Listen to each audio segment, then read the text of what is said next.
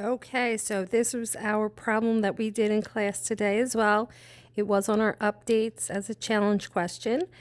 If we start with a position vector in unit vector notation, we use the letter R. What that means is that it includes all directions.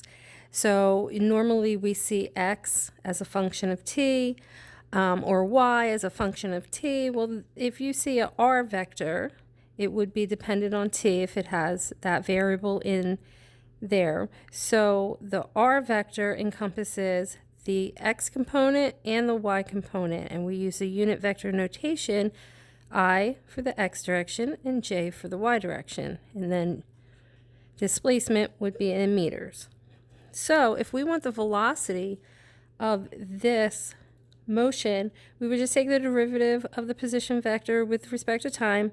So we would take this, take the derivative, turns out to be 2.5 in the I direction, and then 2.5 minus 2 times 4.9, which is negative 9.8, and drop that down to a t in the J direction.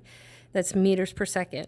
So what this is looking like, it looks like this is just a constant. There's no t in there, so it's not going to change with time. So that means that it's constant velocity in the x direction.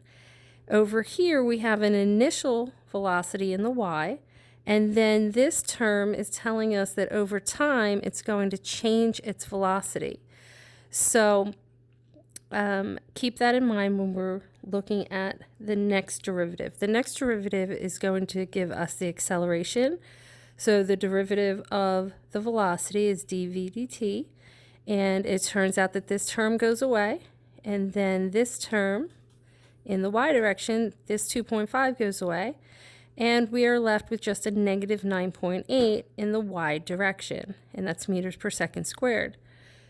So what kind of two-dimensional motion is being described here? Think about this, is that the constant velocity is in the x direction and the acceleration is 0. And in the y direction, our velocity is dependent on time with an acceleration of negative 9.8 meters per second squared. So that acceleration would be slowing something down as it goes up, and it would be speeding something up as it goes down. And what does this describe? This describes projectile motion. So this is just one example of position vector. If it's set up like this, it describes projectile motion.